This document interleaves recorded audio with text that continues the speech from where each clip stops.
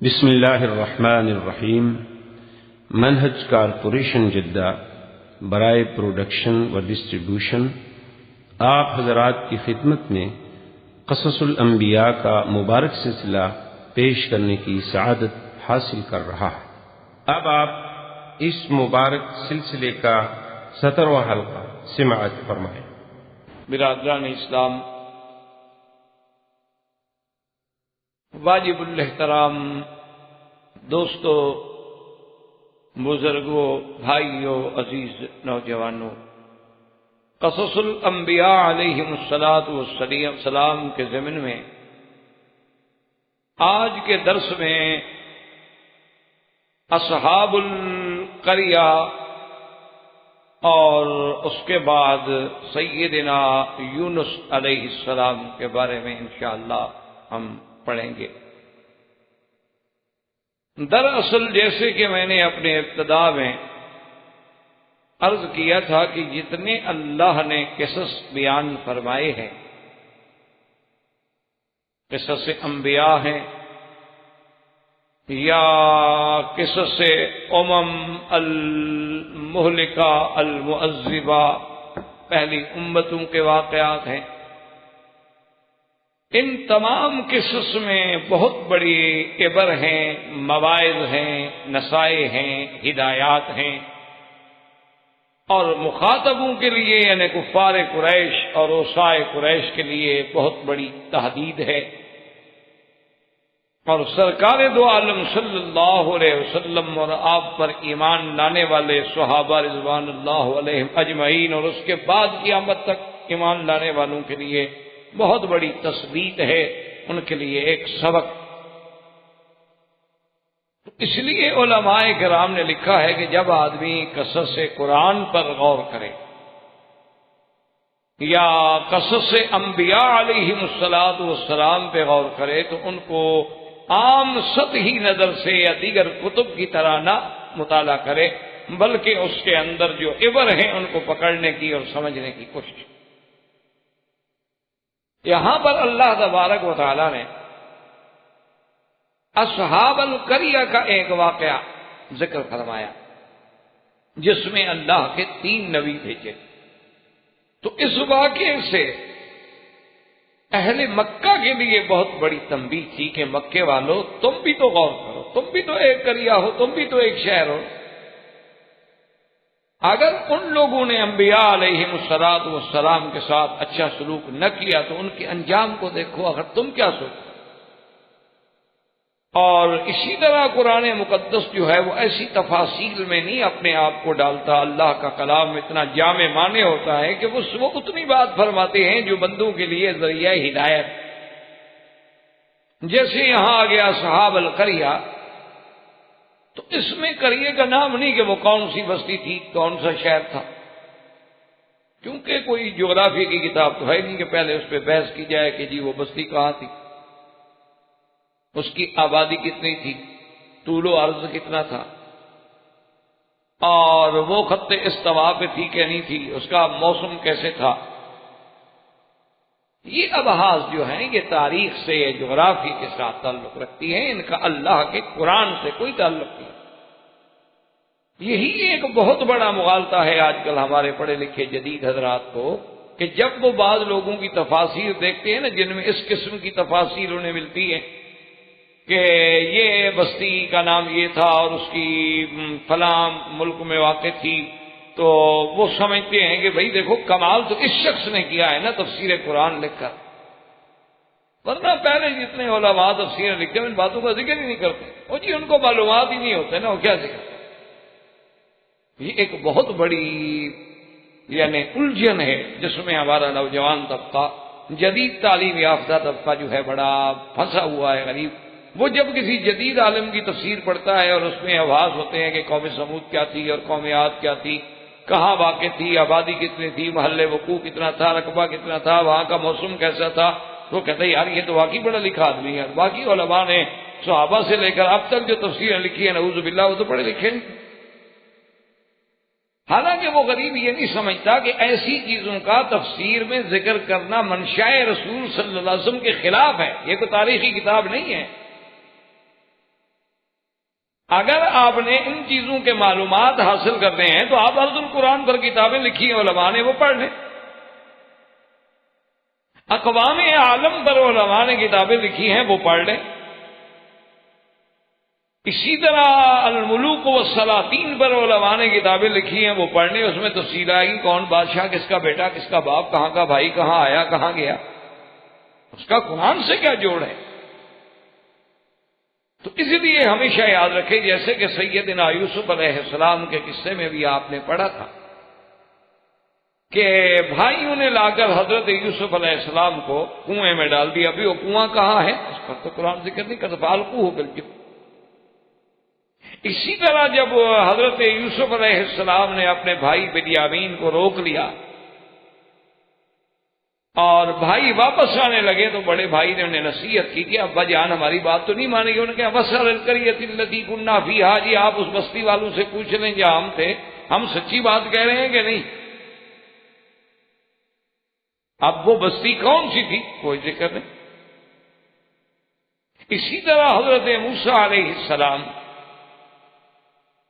اور حضرت خضر علیہ السلام جب دونوں آئے، حتیٰ اذا اتیا اہل قریۃ استطعما اہلہا، کہ ایک بستی والوں پہ گزر ہوا، ان سے آپ نے مہمان ہونے کی حیثیت میں اپنی خبر دی، لیکن ان لوگوں نے کوئی مہمان نوازی نہ کی۔ وہ بستی کون سی تھی اللہ عالم۔ تو ایک تو یہ بات یاد رکھا کریں کہ قرآن پاک کا یہ موضوع نہیں ہے۔ قرآن مقدس اتنی چھوٹی کتاب نہیں ہے کہ میں ان چھوٹی چھوٹی ابحاث میں الجھا رہے۔ وہ تو کلام الملوک ملوک الکلام، یعنی بادشاہوں کا کلام جو ہے وہ کلاموں کا بادشاہ ہوتا ہے، اور یہ تو شہنشاہوں کے شہنشاہ کا کلام ہے۔ اس میں تو مقصد ہم نے یہ بتلانا ہے کہ عبر کا، وہ کسی بستی سے واقعہ رکھتا ہو، ہمیں کیا ضرورت ہے اس کی تفسیر میں جا رہے۔ اسی طرح قرآن پاک میں آتا ہے او کالذی مر علی قریۃ وہی خاویۃ علی عروشہا، کہ ایک پیغمبر ایک ایسی بستی پہ گزرے کہ دیکھا کہ وہ بستی برباد ہو چکی ہے اور درخت اوندے پڑے ہوئے ہیں نکل کر۔ تو اب وہ بستی کون سی تھی، قریہ کا ذکر ہے لیکن آگے تفصیل نہیں۔ اب اگر ان تفاصیل کا علم ہمیں ضروری ہے، پہلے تو ضروری نہیں، اگر ضروری ہوتا تو اللہ قرآن میں ذکر فرما دے۔ اگر ہم ضرورت بھی سمجھیں تو اس پہ باقاعدہ کتابیں موجود ہیں۔ اور دوسری بات یہ سمجھیں کہ قریہ کا اطلاق جیسے بستی پہ ہوتا ہے، اسی طرح کسی، ورنہ تو اصولاً یہ ہوتا ہے کہ قریہ، مدینہ، مصر، بلد مختلف لفظ ہیں، عربی تو بڑی وسیع لغت ہے۔ آپ کہتے ہیں یہ تو جی قریہ ہے، اچھا اسی طرح بریہ ہے، اسی طرح ریف ہے، اسی طرح مصر ہے، اسی طرح مدینہ ہے، اسی طرح بلد ہے، لا اقسم بہذا البلد۔ اسی طرح اللہ تبارک و تعالی نے فرمایا تنذر ام القری ومن حولها، اب مکے کو ام القری بھی کہا گیا، بلد بھی کہا گیا۔ اس لیے ایک بات یاد رکھیں کہ مقصد قریہ جہاں ذکر آ جائے ضروری نہیں ہوتا کہ بستی ہی مراد ہو، اس قریے سے مراد بہت بڑا شہر بھی ہوتا ہے، اس سے مراد مدینہ بھی ہوتا ہے۔ اور کسی کسی جگہ اللہ نے مثلا اہبطوا مصرا فإن لكم ما سألتم، وہاں مصر کہا گیا، بہت بڑے شہر۔ تو اب یہ جو قریہ ہے اس کے بارے میں جو علماء مورخین ہیں وہ اس میں کہتے ہیں، بعض تو کہتے ہیں یہ قریہ جو ہے انطاکیہ ہے، اور انطاکیہ جو ہے اس میں آنے والے جو ہیں وہ کہتے ہیں جو 3 رسول جن کا قرآن نے ذکر کیا ہے، حالانکہ قرآن نے ان تینوں کا نام نہیں لیا۔ ان لوگوں نے کتب سابقہ سے روایات اسرائیلیہ سے نکالا ہے کہ صادق، مصدوق، بعض نے کہا یوشع، یوحنا، یہ سب نام روایات ایسی سے ہیں جن پر ہم اعتماد ہی نہیں کر سکتے۔ اللہ نے قرآن میں نام نہیں لیا تو ہم کہاں سے ڈھونڈ سکتے؟ اللہ نے کچھ سب پیغمبروں کے نام تو نہیں لیے نا قرآن۔ اللہ نے خود اپنے پیغمبر کو فرمایا قرآن مقدس میں کہ ہم نے بعض انبیاء کا ذکر آپ پہ کیا ہے، بعض کا ہم نے ذکر نہیں کیا۔ اور بعد کا اللہ نے اجمالاً ذکر کر دیا کہ لا نفرق بین احد من رسلہ. تو اسی طرح یاد رکھیں کہ بعض مؤرخین کا یہ خیال ہے کہ انطاکیہ ہے، اور یہ بھی خیال ہے کہ یہ جو 3 رسول بھیجے گئے یہ اللہ کے بھیجے ہوئے پیغمبر یا رسول نہیں تھے، بلکہ یہ عیسیٰ علیہ السلام کے بھیجے ہوئے رسول. اور انطاکیہ، پھر اسکندریہ، پھر رومیہ، بیت المقدس، یہ تقریباً 1 علاقوں کی بات ہے. لیکن یہ ساری باتیں جو ہیں قرآن کے اسلوب کے خلاف ہیں، چونکہ قرآن یہ کہتا ہے کہ پھر ہم نے اس بستی کو برباد کر دیا. یہاں تک انطاکیہ کا تعلق ہے، وہ تو پہلی بستی ہے جو سب سے پہلے حضرت عیسیٰ علیہ السلام پر ایمان لے آئی. تو اس لیے علماء یہ فرماتے ہیں کہ بہتر یہ ہوتا ہے، یہ ایک مفسرین کرام کا یعنی اجماعی قاعدہ ہے کہ ابہموہ کما ابہمہ اللہ، جس چیز کو اللہ قرآن میں خود مبہم رکھے تم بھی پاس میں نہ پڑو. اس کا معنی یہ ہے کہ اس کے مبہم رکھنے میں ہی فائدے ہیں، کیونکہ اللہ کا کلام جو ہے وہ کوئی بغیر حکمت سے ہے نہیں، کوئی بھی بغیر حکمت کے نہیں ہوتا. اب بھی آپ دیکھیں کہ بادشاہوں کے بعض ایسے کوڈ ہوتے ہیں جو کوئی بھی نہیں جانتا. اب ہر آدمی یہ کہتا پھر جی انہوں نے ہمیں کیوں نہیں بتایا، تو یہ پوچھنے والے کی غلطی ہے. اگر ضرورت ہوتی ہے اس کی رعایا کو تو بتا دے. اللہ تبارک و تعالیٰ جو کہ خالق و مالک ہیں، جس چیز کو علماء کہتے ہیں ابہمو ہو، کہ اللہ نے خود مثلا الف لام را مبہم رکھا ہے کہ کیا مقصد ہے، بس ٹھیک ہے اللہ جان، سیدھی سی بات. ہمارے عقل کی پیمانے کی ایک حد ہے، اس سے ہم تجاوز کریں گے تو پیمانہ ٹوٹ جائے گا. جیسے آپ کے دکانوں پہ آپ جاتے ہیں نا، سبزی کے دکانوں پہ، تو وہاں آج کل الیکٹرانک قسم کے وہ میزان یعنی تولنے کے لیے آلات لگے ہوئے ہیں. اگر اس کی کیپیسٹی 10 کلو کی ہے، اگر 30 کلو رکھے گے تو کیا ختم فیل ہو جائے گا. تو ہمارے عقول جو ہیں ان کی بھی ایک حد ہے، ہماری نظر جو ہے اس کی بھی ایک حد ہے، ہماری قوت سمع جو ہے اس کی بھی ایک حد ہے. اس رینج سے چیز نکل جائے نہیں سن سکتے آپ. تو اسی طرح بعض چیزیں ایسی ہوتی ہیں کہ اللہ اپنے بندوں پہ رعایت فرما دیتے ہیں کہ ان کے اندر زیادہ انہیں نہیں ڈالتے کہ بلا وجہ تفاصیل میں جانے کی میرے بندے کو ضرورت ہی نہیں، مقصد تو عبرت حاصل کر. تو ان بستی والوں کے پاس اللہ فرماتے ہیں کہ اذ ارسلنا الیہم اثنین، ہم نے 2 رسول فکذبوہما، بستی والوں نے بالکل کھلی تکلیف، انہوں نے کہا جی ہم نہیں. اللہ تبارک و تعالیٰ ارشاد فرماتے ہیں کہ فعززنا بثالث، ہم نے پھر ان کو قوت دی، طاقت دی. تیسرا پیغمبر بھی ہم نے بھیجا، اور سب نے مل کر بستی والوں کو آ کے کہا فقالوا انا الیکم مرسلون، کہ ہمیں آپ ہی کی طرف بھیجا گیا ہے. میری بات سن. لیکن بستی والوں نے کیا کہا کہ قالوا ما انتم الا بشر مثلنا وما انزل الرحمن من شيء انتم الا تكذبون. بستی والوں نے کہا کہ دیکھو بات یہ ہے کہ ہم نہیں مانتے، آپ تو ہماری طرح ایک انسان ہیں، بشر ہیں. اور یہ بھی بنیادی طور پہ اللہ تبارک و تعالی ہم سب کو اور ہر کلمہ شریف پڑھنے والے کو ہدایت کا فیصلہ فرمائے. یہ بھی یعنی ابتدا سے دھوکہ چلا رہا ہے کہ جو بشر ہے وہ نبی نہیں ہو سکتا. یعنی وہ انبیاء کو بشر تو مانتے تھے کہ بشر ہیں، لیکن وہ یہ نہیں مانتے تھے کہ بشر نبی ہو سکتا ہے. قالوا بعض اللہ بشر مثلنا، آپ تو بشر ہیں.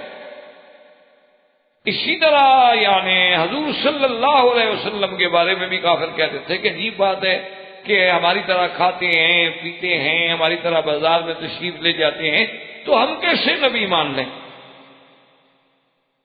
یہ بہت پیچیدہ اور بہت پرانی بات ہے کہ ان کے دماغوں میں بھی ایک خلجان بیٹھا ہوا تھا کہ بشر ہیں لیکن نبی نہیں ہو سکتے. آج اندازہ کریں کہ ہزاروں سال بعد اور بعثت سیدنا محمد الرسول اللہ صلی اللہ علیہ وسلم کو بھی اب صدیاں بیت گئی، یعنی اب 1421 ہے. آج بھی ہمارے ملکوں میں، مسلمان ملکوں میں کتنے لوگ ہیں جو اس دھوکے میں مبتلا ہیں کہ نبی جو ہیں ان کو بشر نہ کہیں. انبیاء نور ہوتے ہیں، بشر نہیں. بلکہ نعوذ باللہ یہ عقیدہ رکھتے ہیں کہ اگر آپ نے بشر کہا تو آپ نبی کی توہین کر رہے ہیں. یعنی آپ کو بشر کہنے سے نعوذ باللہ آپ کی توہین ہو رہی اور آپ گستاخ ہیں. انبیاء کہ نبی کو کہتے ہو بشر، ہم بھی بشر، نبی بھی بشر. اللہ تبارک و تعالی رحمت فرمائے. بلکہ یعنی ایک مولوی صاحب تھے، اللہ عالم، میرے خیال میں فوت ہی ہو گیا، پرانی بات ہے. اس کو جب کسی نے توجہ دلائی، اس نے کہا کہ جی بشر کہنا توہین ہے، تو اللہ کا قرآن کہہ رہا ہے کہ قل انما انا بشر مثلکم. تو اس نے کہا یہی تو بات ہے نا جو تمہیں سمجھ نہیں آتی. اللہ پاک نے کہا نبی سے کہ قل، آپ کہہ دیجئے کہ تحقیق میں بشر ہوں تمہاری طرح. تو اس کا ترجمہ یہ تھا کہ محمد مصطفیٰ آپ کہیں تو کہہ دیں، میں آپ کو بشر نہیں کہتا. اب دیکھیں کیسے ترجمہ کیا. یعنی قل هو اللہ احد کا معنی بھی یہ ہوگا پھر کہ اللہ کے نبی اگر آپ کہنا چاہیں تو کہہ دیں اللہ ایک ہے، لیکن میں نہیں کہتا. تو یہ منطق تو پھر پورے قرآن میں چلا ہے نا. قل یا ایھا الکافرون لا اعبد ما تعبدون، یعنی آپ کہنا چاہیں تو کہہ دیں میں نہیں کہتا. اور جیسے وہ ایک اور بھی بادشاہ ہیں نا جی آپ کے، وہ اللہ پاک رحمت کرے، انہوں نے بھی کوئی ایک نئی کتاب لکھی، کتاب الاخضر. تو اس میں اس نے کہا کہ یہ قرآن میں جتنے کل ہیں نا یہ نکال دو. یہ تو اللہ نے حکم دیا تھا کہ میرے نبی کہو. اب ہم تو نہیں کہہ سکتے نبی کو کہ کہو بس هو اللہ احد. اب کل کہنے کی ضرورت، یہ تو اللہ کا امر تھا نا کہ کل آپ کہیے. اب ہم کیوں کہیں؟ تو اکثر ایک نے کل نکال دی اور کوئی اور آئے گا کوئی اور چیز نکال دے گا تو بات ختم ہو گئی. پھر قرآن تو قرآن نہ رہا، جو چاہے نکال دے، جو چاہے حذف کر دے، جو چاہے زیادہ کر دے. حالانکہ اتنا ان کو سمجھ نہیں آتی. اللہ کے بندے، ہم تو قرآن پاک میں جو واقعات ہیں یا جو آیات مبارک ہیں ہم ان کو نقل کر رہے ہیں، ہم حکم تھوڑا دے رہے ہیں. یعنی ایک پرائمری پاس بچہ جو ہے وہ بھی سمجھ سکتا ہے کہ آج اگر ایک پریزیڈنٹ بادشاہ ایک آرڈر کرے، اس آرڈر کی کاپی لے کے میں پڑھنی شروع کر دوں کہ ہم نے یہ کہا ہے کہ یوں کا، اس کا معنی یہ تھوڑا کہ میں بادشاہ ہوں. میں تو اس خط کو پڑھ رہا، یعنی کھلی سی بات، لیکن نہیں سمجھ آتی. اچھا، اور اس کے بعد دیکھیں کہ اس زمانے کے جاہل اور کافروں کا یہ عقیدہ تھا کہ نبی جو ہے بشر تو ہے لیکن نبی نہیں. بشر ہیں انتم الا بشر. اچھا، ہمارے جاہل کا عقیدہ یہ ہے کہ نہیں، نبی ہیں لیکن بشر نہیں ہے. اب فرق آپ سمجھیں، آپ پڑھے لکھے لوگ ہیں. وہ یہ کہتے تھے کہ بشر تو ہیں لیکن نبی نہیں، کیونکہ بشر نبی نہیں ہو سکتا. ہمارے لوگ کہتے ہیں کہ نہیں، نبی تو ہیں لیکن بشر نہیں. مانا کیا ہوا؟ مانا تو ایک ہی ہوا نا. وہ بشریت کے قائل ہیں اور نبوت کا انکار ہے، کیونکہ بشر نبی نہیں ہو سکتا. یہ نبوت کے قائل ہیں اور بشریت کا انکار ہے کہ نبی بشر نہیں ہو سکتا. بات تو دونوں کی ایک ہے، کفر تو دونوں کا ایک ہے. مسلمان تو تب ہوگا جب بشر بھی مانے اور نبی بھی مانے. اگر دو میں سے ایک چیز مانے تو کافر رہے گا. بشریت کا انکار کرے تب بھی قرآن کا انکار، نبوت کا انکار کرے تب بھی قرآن کا انکار. تو اس لیے ان لوگوں نے ان پیغمبروں کی تکذیب کر دی. فکذبوہما، اللہ نے تیسرا پیغمبر بھیجا، انہوں نے کہا کہ بالکل نہیں جی، ہم ماننے کے لیے تیار ہی نہیں ہے کہ اللہ نے آپ پہ کوئی قرآن اتارا ہے یا کوئی کتاب اتاری، ہم نہیں مانتے. نعوذ باللہ، آپ تو غلط کہتے. اور پیغمبروں کا حوصلہ دیکھیں. اسی لیے علماء نے لکھا ہے کہ جو دائی ہو، جو دعوت دینے والا ہو، جو تبلیغ کرنے والا ہو، جو کسی کو دین کی طرف بلانے والا ہو، اس کو پھر بڑے حوصلے کی ضرورت ہے کہ وہ انبیاء علیہم السلام کی سنت سے علم سیکھے کہ کوئی جھگڑا نہیں. قالوا ربنا یعلم انا الیکم لمرسلون. یعنی کہ طیش میں آ جائیں، ورنہ ایک آدمی سے کہو نعوذ باللہ آپ بشر ہیں، آپ نبی نہیں ہیں اور آپ جھوٹ بول رہے ہیں. پیغمبروں نے کوئی بالکل اسی حوصلے سے، حلم سے اور بڑے بردباری سے نے کہا ربنا یعلم، ہمارا رب جانتا ہے، ہم واقعی اللہ کے رسول ہیں. اور ایک بات یہ بھی سن لو کہ وما علینا الا البلاغ المبین، اور ہمارے ذمہ کیا ہے کہ ہم کھول کے تمہیں اللہ کی دعوت پہنچا دیں، بس. نہیں مانتے ہیں آپ کی بات. اس لیے مفسرین کرام نے اچھی بات لکھی ہے. انہوں نے کہا کہ اگر انبیاء علیہم السلام کی دعوت پہ ہی کافر غور کر لیتے تو سمجھ آ جاتی کہ بھئی یہ ہم سے کوئی معاوضہ بھی نہیں مانگتے، کچھ چیز بھی نہیں مانگتے، اور پھر ہمیں بات پہنچا رہے ہیں، تو ایسا آدمی کیوں جھوٹ بولے گا؟ کتنے لوگ ہیں جو یورپ میں، امریکہ میں، افریقہ کے ملکوں میں اور بڑے دور دراز کے ملکوں میں جب تبلیغی جماعت کے کچھ لوگ پہنچتے ہیں اور وہ جب دیکھتے ہیں اور ان سے ملتے ہیں کہ بھئی آپ لوگ کیوں آئے ہیں، کیا بات ہے، ٹکٹ اپنی، کھانا اپنا، بستر اپنا، روٹی اپنی، ہر چیز اپنی،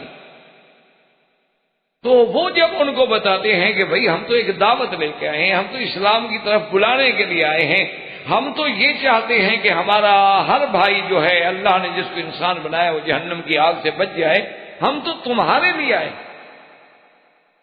تو پھر وہ حیران. اسی طرح ایک جگہ جب وہ لوگ پہنچے تو ایک ان کو دور ایک مسجد نظر آئی. تو ان کی عادت ہوتی ہے بیچاروں کی، وہ جب جاتے ہیں کہیں بھی قیام کرتے ہیں مسجد میں چلے جاتے ہیں. اگر کوئی مسجد والے بعض ایسے بھی ہوتے ہیں، اللہ ہدایت عطا فرمائے، تعصب سے نہیں ٹھہرنے دیتے، پھر بیچارے کوئی اپنا متبادل ڈھونڈ لے.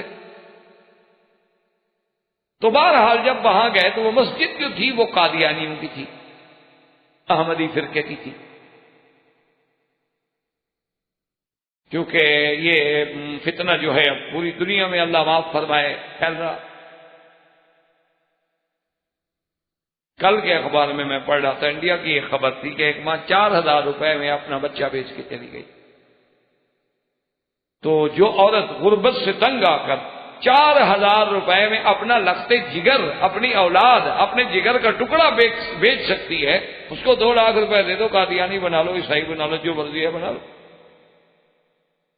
ابھی آپ دیکھ لیں کہ آپ کے بوسنیا میں، کوسوپا میں، شیشان میں، یا جہاں جہاں مسلمانوں کو سابرا، شتیلا میں، جہاں جہاں مسلمانوں کو ذبح کیا گیا، اور ان کے جو چھوٹے چھوٹے بچے ہیں ان کو کون لے کے جا رہا ہے؟ عیسائی این جی اوز. عیسائی اور ہمدردی بھی کریں، دیکھو جی بچے ہیں مر جائیں گے، ہم تو ان کی ہمدردی کے لیے آئے.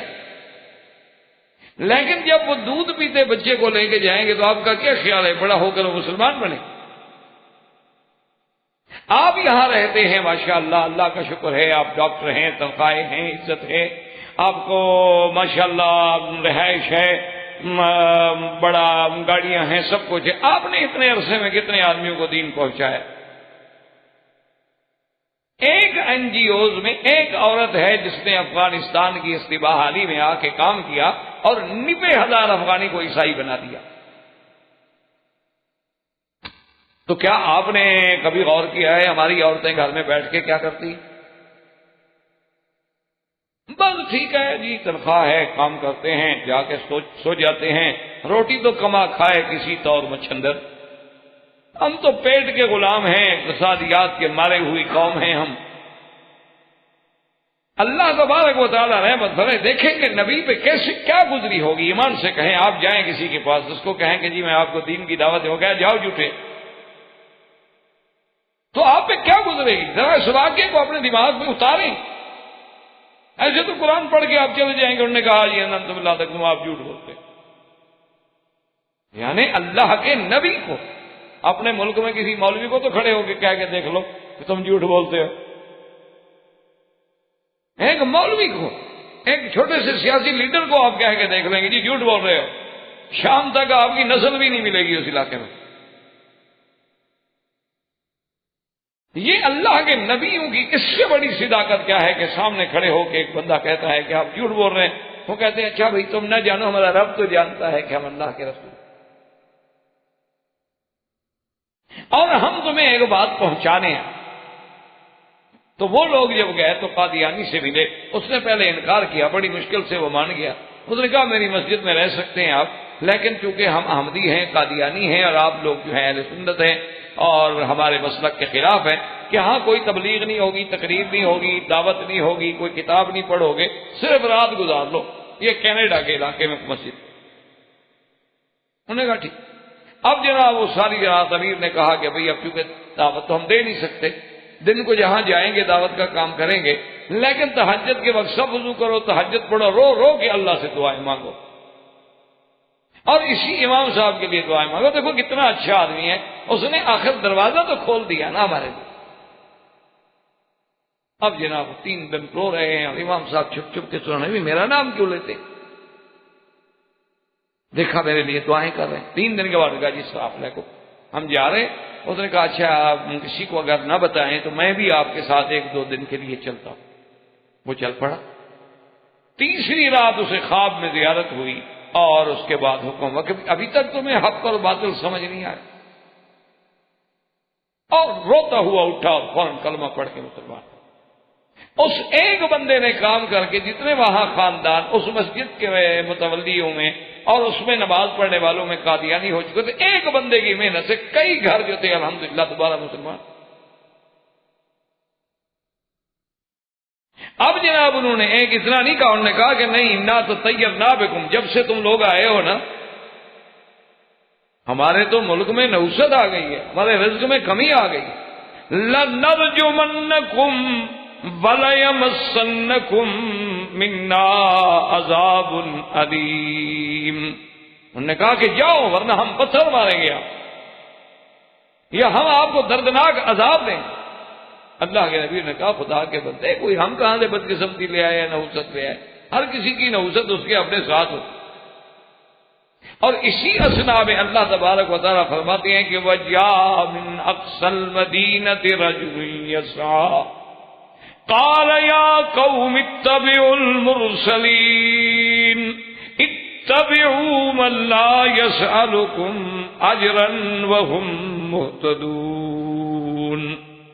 ایک آدمی ہے، اس نے کہا بستی والو اور شہر والو عقل کرو، اللہ کے پیغمبروں کی بات مان لو، اور سب سے بڑی بات یہ ہے ان کی حقانیت کی کہ من لا یسألکم اجرا، وہ تم سے کچھ نہیں مانگتے، کچھ نہیں چاہتے، اور بات بھی وہ تمہیں ایسی کرتے ہیں ہدایت والی، اور خود بھی کردار والے اور ہدایت والے لوگ ہیں۔ لیکن جناب ان لوگوں نے بالکل نہ مانا، اور کتابوں میں تفسیر میں مزید تفصیل آتی ہے کہ انہوں نے اس بندے کو بھی نعوذ باللہ شہید کر دیا۔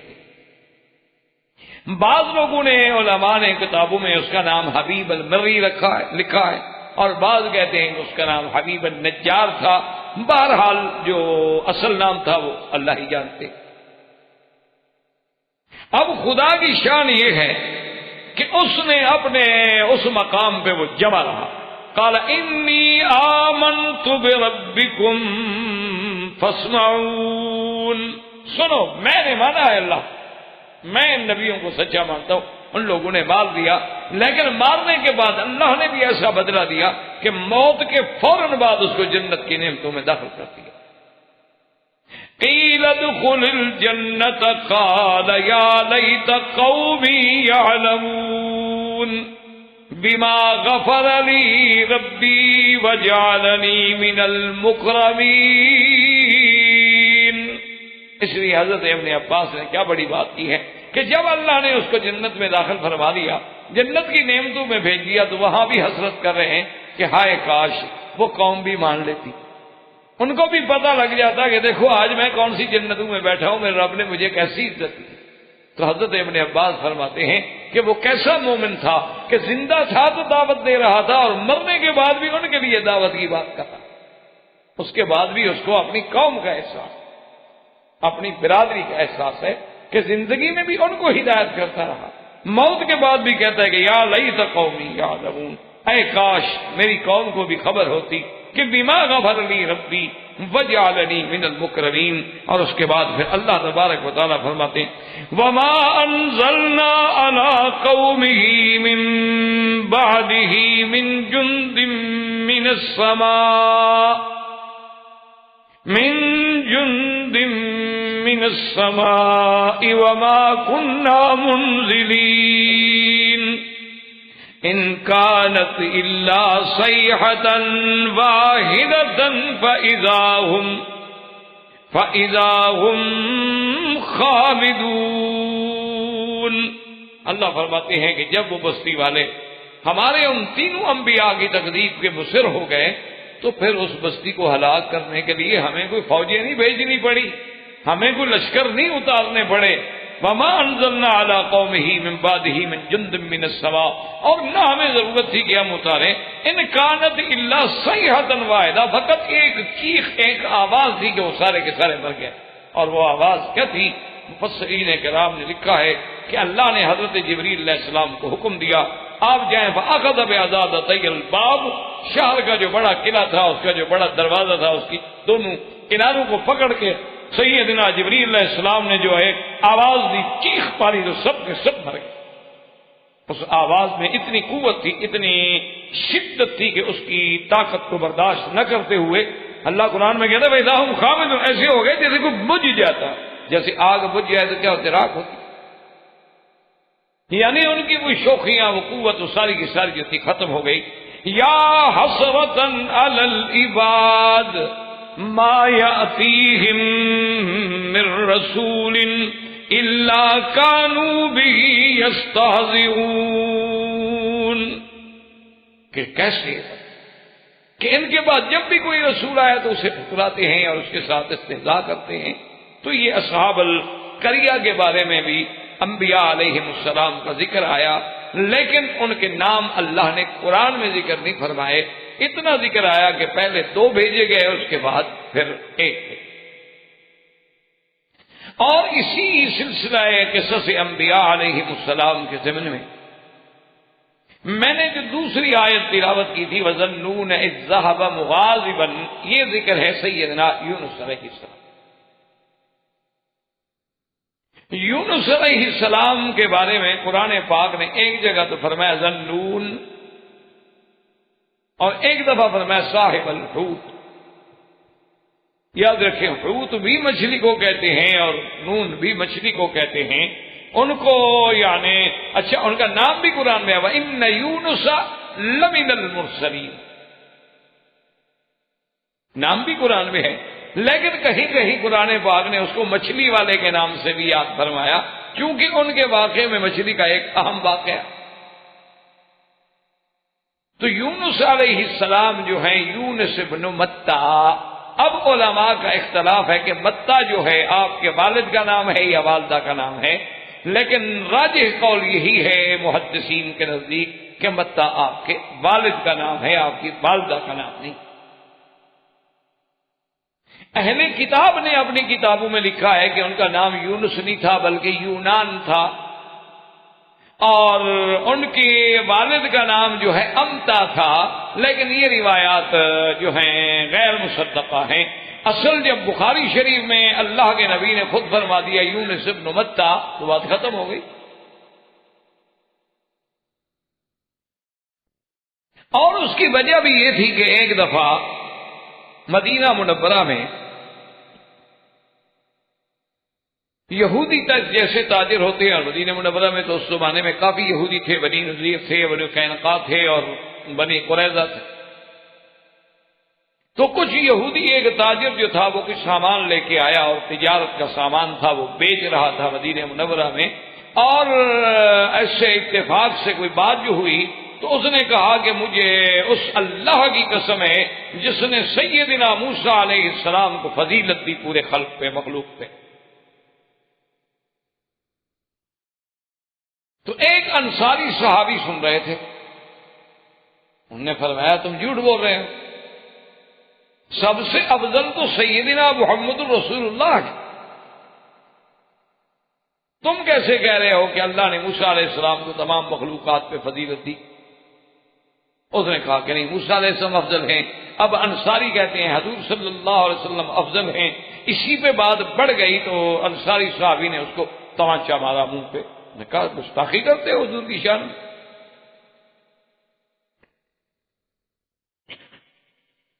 کیونکہ ایک مومن جس کے دل میں سچا عشق ہو حضور کا، وہ تو پھر برداشت نہیں کر سکتا۔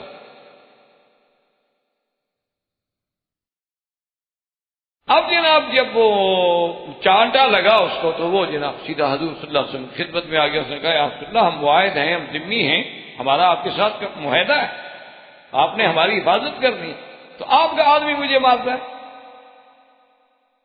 حضور صلی اللہ علیہ وسلم نے اپنے صحابی کو طلب فرمایا اور پوچھا بھی تم نے کیوں مارا؟ اس نے کہا حضور میں نے مارا ہے۔ جو عاشق ہوتے ہیں پھر وہ انکار تو نہیں کرتے۔ انہوں نے کہا حضور اس نے ایسی بات کی میرا دل برداشت نہیں کر سکا۔ میں نے کہا افضل تو محمد رسول اللہ ہے، تم کیسے کہتے ہو کہ موسیٰ علیہ السلام آتے؟ تو حضور صلی اللہ علیہ وسلم نے ناراض دکھائی۔ آپ نے فرمایا کہ لا تفضلونی، ایسا نہ کیا کرو کہ مجھے ایک دوسرے سے بڑھاؤ۔ اور فرمایا تمہیں پتا ہے کہ قیامت والے دن جب مجھے ہوش آئے گی فَإِذَا مُوسَىٰ قَائِمٌ آخِذٌ بِسَاقِ الْعَرْشِ، میں دیکھوں گا کہ موسیٰ علیہ السلام جو ہیں وہ عرش کے پائے کو پکڑ کے کھڑے ہیں، پتہ نہیں یا تو وہ بے ہوش ہی نہیں ہوئے یا مجھ سے بھی پہلے ہوش میں آ گئے۔ یعنی واقعی ان کی اتنی بڑی شان ہے۔ اور اسی میں آپ نے فرمایا کہ لا تفضلونی علی یونس بن متیٰ، یہ بھی نہ کیا کرو کہ مجھے یونس بن متیٰ پہ فضیلت دو۔ اصل بات یاد رکھیں کہ اس میں بھی علماء نے جواب دیا کہ یہ تو واضح بات ہے کہ حضور افضل ہے، حتیٰ کہ موسیٰ علیہ السلام بھی فرماتے رہے کہ لو کان، اگر میرا اللہ مجھے آپ حضور کی امت میں بھی اٹھا دیں، اور حضور نے بھی فرمایا کہ لو کان موسیٰ حیا لما وسعہ الا اتباعی، کہ اگر آج موسیٰ علیہ السلام زندہ ہوں تو وہ بھی میری پیروی کریں۔ تو پھر حضور نے ایسے کیوں فرمایا؟ اور ایسے کیوں فرمایا کہ کسی نبی کو کسی نبی پہ نہ بڑھایا کرو؟ حالانکہ اللہ نے خود نبیوں کی شان بلند کی، ایک سے دوسرا زیادہ افضل ہے۔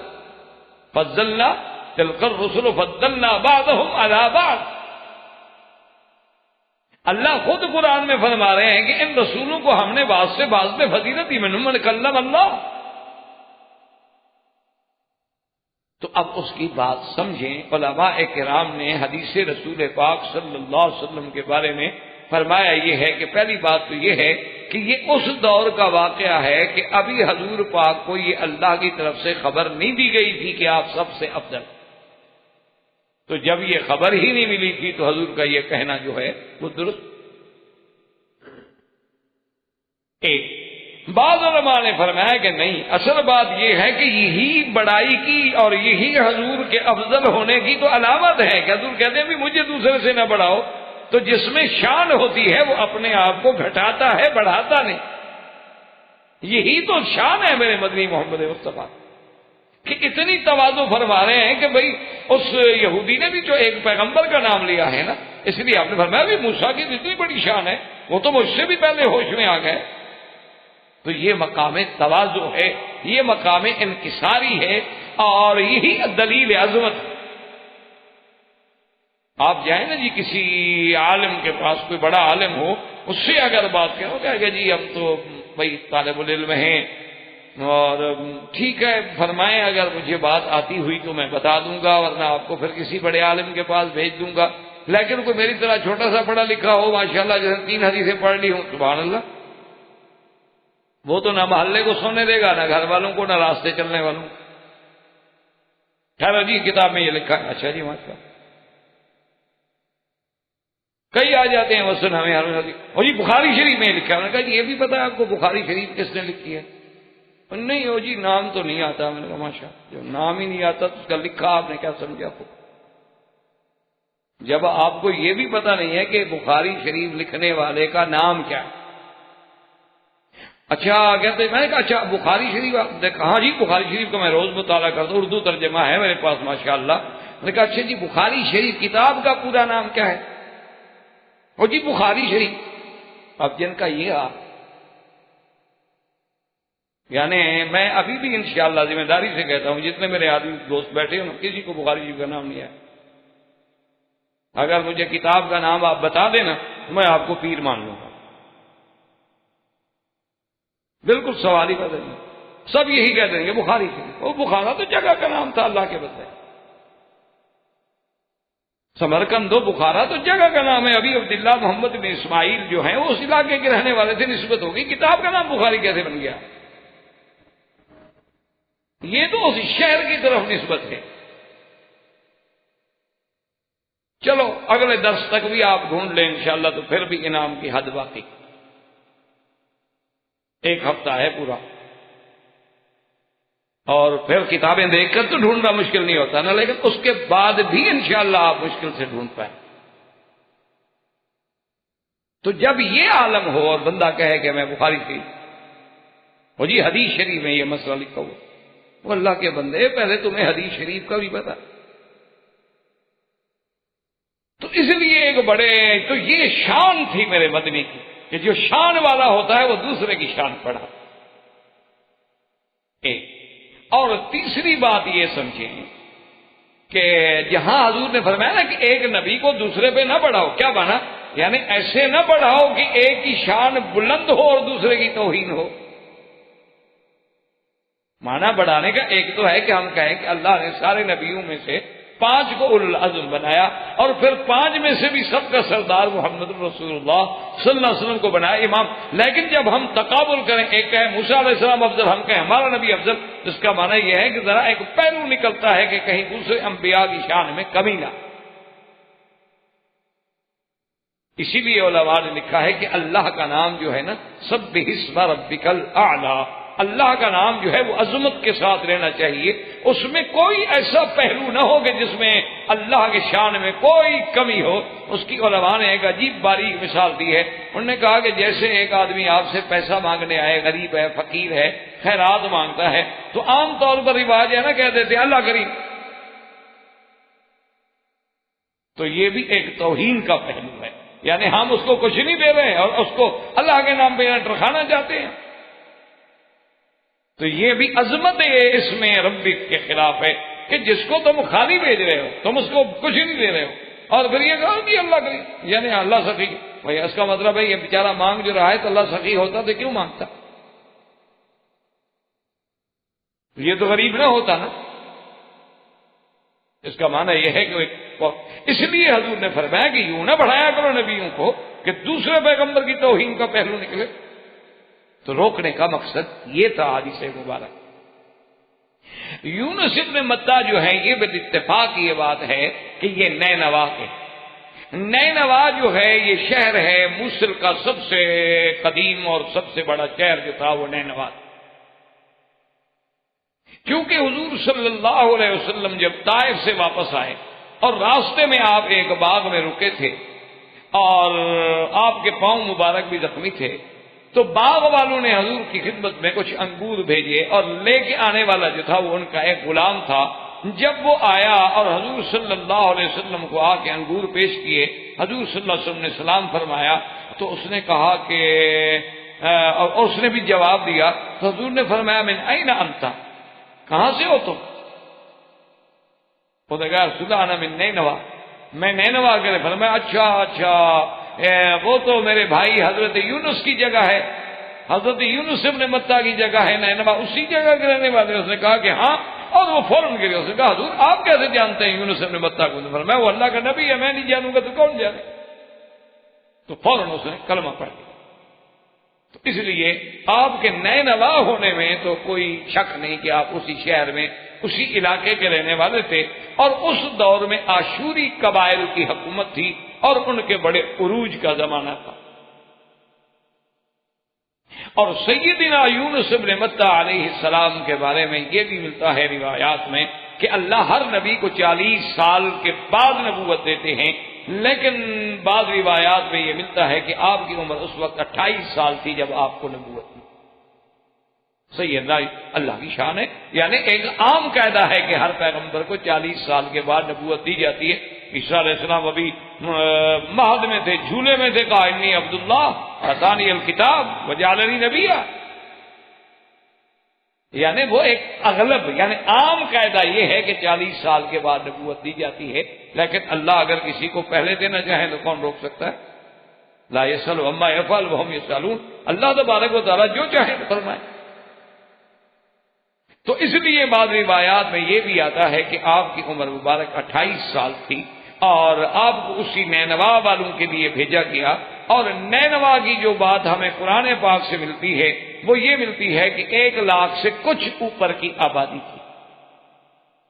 اب کچھ اوپر کتنا تھے؟ بعض علماء کہتے ہیں کہ 10,000، بعض کہتے ہیں 20,000، بعض کہتے ہیں 18,000، لیکن جب قرآن نہیں کہتا تو ہمیں کیا ضرورت ہے 18 میں یا 20 میں جانے کی؟ وَأَرْسَلْنَاهُ إِلَىٰ مِائَةِ أَلْفٍ أَوْ يَزِيدُونَ، اللہ نے ان کو بھیجا 1 لاکھ یا اس سے زیادہ۔ کتنے زیادہ تھے اللہ عالم۔ یونس علیہ السلام نے قوم کو دعوت دی، لیکن قوم نے نہ مانا۔ آپ متواتر کتابوں میں آتا ہے کہ 7 سال تک دعوت دیتے رہے لیکن قوم نہ مانا، تکذیب کر۔ حضرت یونس علیہ السلام جوانی تھی اور 7 سال کی محنت کا جب کوئی رنگ بھی نہ دیکھا تو غصے میں آئے اور انہیں عذاب سے ڈرایا کہ تم تو تکذیب کے اس مقام پہ پہنچ گئے ہو کہ اب اللہ کا عذاب۔ اور یہ ڈرانے کے بعد قاعدہ یہ ہوتا ہے کہ اگر پیغمبر کسی قوم کو اللہ کے عذاب کی وعید کا بیان دے، اس بستی سے اس وقت تک اس کو نہیں جانا چاہیے جب تک حکم خدا بندی نہ، جیسے لوط علیہ السلام کہ اللہ کا حکم آیا کہ اسر بأہلک، اب آپ جائیں گے۔ اللہ کا حکم آیا نوح علیہ السلام کو کہ وَاصْنَعِ الْفُلْكَ بِأَعْيُنِنَا، کشتی بنائیں، پھر اس کی ہم بتائیں گے تو پھر آپ جائیں۔ یعنی اگر پیغمبر کو یہ خبر دے دی جائے اس امت پہ عذاب آئے گا، اس قوم پہ ہلاک آئے گا، لیکن اس پیغمبر کو بغیر اذن ربی وہاں سے سفر نہیں کرنا چاہیے۔ یونس علیہ السلام سے یہ اجتہادی خطا ہو گئی کہ اللہ کا انتظار حکم کا کیے بغیر آپ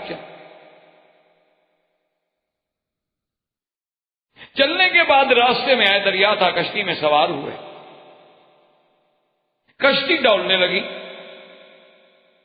تو اس زمانے کے ملاح بھی کوئی سمجھدار لوگ ہوتے ہیں، انہوں نے کہا جی ہماری کشتی نے تو کبھی ایسا واقعہ نہیں کیا، معلوم یہ ہوتا ہے کہ اس میں کوئی غلام ہے جو اپنے سردار سے بھاگا ہوا ہے، ایسی کوئی بات ہو تو پھر کشتی پہ ہماری پہ کچھ نہ کچھ مصیبت آ جاتی ہے، تو معلوم یہ ہوتا ہے اب ہم کیا کریں؟ تو حضرت یونس علیہ السلام نے فرمایا، جب انہوں نے بات کی نا تو آپ کو بات یاد آئی، وہ آپ نے فرمایا کہ ہاں ٹھیک کہہ رہے، میں ہوں جو اپنے سردار سے اس کی حکم اور اجازت کے بغیر بھاگا ہوں۔ میں کہا حضرت یونس آپ، جو کہ یونس علیہ السلام کو آپ کا شہرا، آپ کی عزت وقار کردار نبی ہیں، وہ تو علاقے میں، انہوں نے کہا جی نہیں آپ نے، انہوں نے کہا بھائی میں ٹھیک کہہ رہا ہوں۔ اذ ابق الى الفلك المشحون فساهم فكان من المدحضين، اللہ فرماتے ہیں کہ جب وہ بھاگے کشتی کی طرف، اب انہوں نے کہا کہ جی اگر آپ نہیں مانتے تو پھر ہم قرا ڈالتے ہیں، کس کا قرا نکلے؟ جب قرا ڈالے تو یونس علیہ السلام کا قرا نکل آئے، جب قرا ڈالے تو یونس علیہ السلام، انہوں نے جب 3 دفعہ قرا ڈال لیا، انہوں نے کہا دیکھو بھائی ساری بستی کشتی والے ڈوب جائیں تو اچھی بات تو نہ ہوئی نا، اس لیے بس اب قرا بھی میرا ہے اور میں خود کہہ رہا ہوں کہ میں نے باقی اپنے سردار کے حکم کے بغیر سفر کیا ہے۔ تو حضرت یونس علیہ السلام کو دریا میں ڈالا گیا، بلکہ خود ہی آپ نے چھلانگ لگائی تھی۔ فَالْتَقَمَهُ الْحُوتُ وَهُوَ مُلِيمٌ، اللہ نے حکم دیا مچھلی کو کہ یونس علیہ السلام آ رہے ہیں، فوراً یونس کو اپنے پیٹ میں لے لو، اور ساتھ حکم دیا کہ خبردار لا يخدش خدشا، حضرت یونس علیہ السلام کے بدن کو کوئی تکلیف نہیں پہنچانا، تیرے پیٹ میں حفاظت کے ساتھ رہیں گے۔ اب جب حضرت یونس علیہ السلام مچھلی کے پیٹ میں، اب دیکھیں نا خداوند قدوس، آپ کے دنیا میں ایسے بڑے بڑے بادشاہ پیدا ہوئے، لیکن ایسا قید خانہ کو بنا سکتا ہے کہ مچھلی کے پیٹ کے اندر کسی کو قید کرتے؟ تاخانے بنا لیں گے، قلعے بنا لیں گے، غاریں بنا لیں گے، کنویں بنا کے کسی کو لٹکا دیں گے، لیکن یہ چلتا پھرتا قید خانہ، یعنی یہ تو موبائل جیل ہو گئی نا جی، اور پانی میں باقاعدہ وہ چل رہی ہے۔ اور پھر یہ ہے کہ حفاظت ایسی ہے کہ کچھ دیر تک یونس علیہ السلام کو بھی خیال آیا کہ مچھلی کے پیٹ میں آ گیا، اب کیا بچنا ہے۔ کہتی ہیں کہ پھر آپ نے جب حرکت کی تو دیکھا کہ بھئی ٹانگیں بھی ٹھیک کام کر رہی ہیں، ہاتھ بھی ٹھیک کام کر رہے ہیں، اور سانس بھی اس مچھلی کے سانس کے ساتھ آ جا رہی ہے۔ تو وہ مچھلی جب نیچے چلی گئی نا کارل بہار میں، تو وہاں ایک آواز آئی، تو حضرت یونس حیران ہوئے کہ یہ کیا آواز ہے؟ تو اللہ نے فرمایا یونس یہ جو سمندروں کے اندر کارے دریا میں یا ان کے نیچے بھی کوئی مخلوق ہے وہ بھی میری تسبیح کر رہی۔ تو اس لیے قرآن کہتے ہیں فَلَوْلَا أَنَّهُ كَانَ مِنَ الْمُسَبِّحِينَ لَلَبِثَ فِي بَطْنِهِ إِلَى يَوْمِ يُبْعَثُونَ، کہ حضرت یونس بھی تسبیح کرنے والے تھے، اور آپ نے تسبیح کیا کی؟ لا الہ الا انت سبحانک انی کنت من الظالمین۔ حضرت یونس علیہ السلام کے اس کلمے کے بارے میں میرے آقا سرکار دو جہاں رحمت للعالمین صلی اللہ علیہ وسلم نے فرمایا اذا دعی بہ اجاب، فرمایا جو بندہ میرے بھائی یونس کی دعا پڑھ کے دعا مانگے گا اللہ اس کی بھی دعا ضرور سنیں گے۔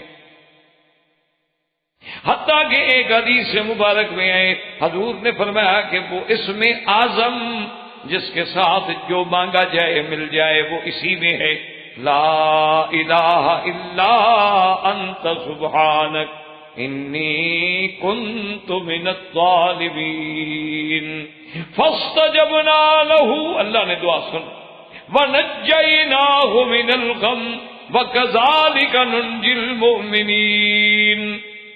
لیکن یاد رکھیں اس دعا کا بھی اثر تب ہوتا ہے جب مانگنے والا بھی یونس علیہ السلام کی کیفیت میں گزرے۔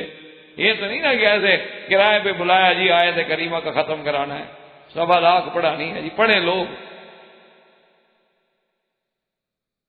وہ بھائی تمہیں اتنا بڑا شوق ہے تو خود پورا کرو، 1.25 لاکھ تمہیں پتہ بھی لگے نا کچھ پڑھنے کا، محنت بھی تو ہو نا، نہیں کرائے پہ بلا لیا اور ان کو جی پیسے بھی دے دیں گے اور جی ختم کرایا ہے آیت کریمہ شریف کا، ماشاءاللہ جی۔ تو اب جناب حضرت یونس علیہ السلام، بعض علماء کہتے ہیں کہ 40 دن تک مچھلی کے پیٹ، اور ملائکہ نے عرض کیا کہ رب کریم آواز آتی ہے سمجھ نہیں آتی۔ اللہ نے فرمایا تمہیں پتہ نہیں ہے اس آواز کا، یہ میرا عبد حضرت یونس ہے مچھلی کے پیٹ میں۔ اب سب ملائکہ نے بھی اللہ سے درخواست کی کہ مولا رحم کر۔ اللہ فرماتے ہیں پھر ہم نے حکم دیا فَالْتَقَمَهُ الْحُوتُ، مچھلی کو حکم دیا کہ نگل دو بس، وقت پورا ہو گیا تو مچھلی کو حکم دیا گیا اسے یونس علیہ السلام کو دریا کے کنارے پہ، اور وہی اللہ نے کدو کی بیل پیدا کر دی، اور اس کے ساتھ یہ فائدہ ہو گیا کیونکہ حضرت تو جب مچھلی کے پیٹ سے نکلے ایسے تھے نا جیسے بچہ آج ماں کے پیٹ سے نکلا ہو، اتنے کمزور ہو چکے تھے کہ اگر مکھی بھی بیٹھ جائے تو برداشت نہیں کر سکتے۔ تو اللہ نے کدو کی بیل جو تھی وہ فوراً وہاں پیدا کر دی، اور کدو کی بیل میں خدا کی شان یہ اثر ہے کہ وہاں مکھی نہیں بیٹھتی۔ ہر درخت پہ ہر بیل پہ مکھیاں بیٹھیں گی لیکن کدو پہ نہیں بیٹھیں گی۔ اسی لیے کدو جو ہے کچا بھی کھا لیں یا پکا بھی کھا لیں اتنی محبوب چیز ہے، اور حضور صلی اللہ علیہ وسلم کا پسندیدہ۔ اللہ نے یونس علیہ السلام کی غذا کا بھی، اور جنگل سے ہرنی آ کے آپ کو دودھ پلا لے اور آپ جناب کدو کھا لیں۔ ایک دن کدو کی اس بیل کو ذرا کیڑا لگا تو سوکھنے لگی، تو حضرت یونس علیہ السلام بڑے پریشان ہوئے اور رونے لگے کہ اللہ میاں یہی تو ایک سایہ تھا جو جھوپڑی بنا کے میں بیٹھا تھا، یہ بھی سوکھ رہی ہے۔ اللہ نے فرمایا اچھا اس بیل کا تو تمہیں خیال آ گیا، اور بستی والوں کو جو آپ چھوڑ کے آ گئے ان کا خیال نہیں آیا؟ آپ کو ایسے بیل کے سوکھنے کا تو بڑا خیال آ رہا ہے، لیکن آپ تو بستی والوں کو برباد کر کے آ گئے تھے۔ اچھا حضرت یونس علیہ السلام جب چلے تو بستی والوں کو جب عذاب کے علامات نظر آئے تو یہ پہلی بستی ہے کہ جس پر پھر اللہ نے ان کی توبہ، وہ بچوں کو لے کر جانوروں کو لے کر جناب نے ایسا کیا کہ ساری اولادوں کو لے کے باہر نکل آئے، بچوں کو الگ چھوڑ دیا، ماؤں کو الگ بٹھا دیا، جانوروں کو الگ باندھ دیا اور بچوں کو الگ باندھ دیا۔ جو دھوپ پڑے اور بچے روئیں، جانور روئیں، چیخیں، اللہ کی رحمت آ۔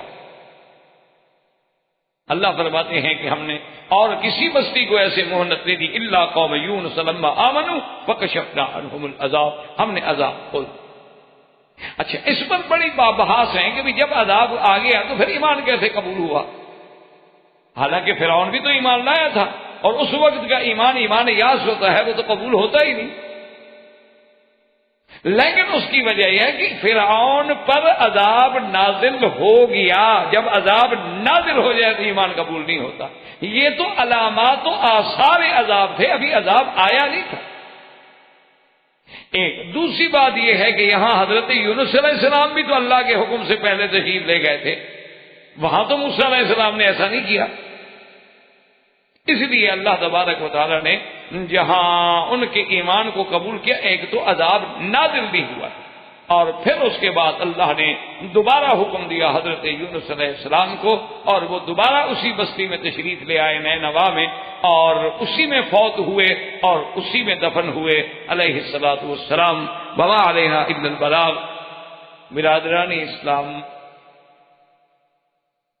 واجب الاحترام بزرگوں، دوستوں، بھائیوں، عزیز نوجوانوں، قصص الانبیاء علیہم الصلاۃ والسلام کے سلسلے میں اور ضمن میں ہم نے سیدنا یونس علیہ السلام کا واقعہ مبارکہ سابقہ درس میں پڑھا تھا، اور آج اس درس میں سیدنا موسیٰ علیہ الصلاۃ والسلام کا ذکر مبارک ہے۔ سیدنا موسیٰ علیہ السلام بڑے شان والے پیغمبروں میں سے ہیں، اولو العزم من الرسل میں،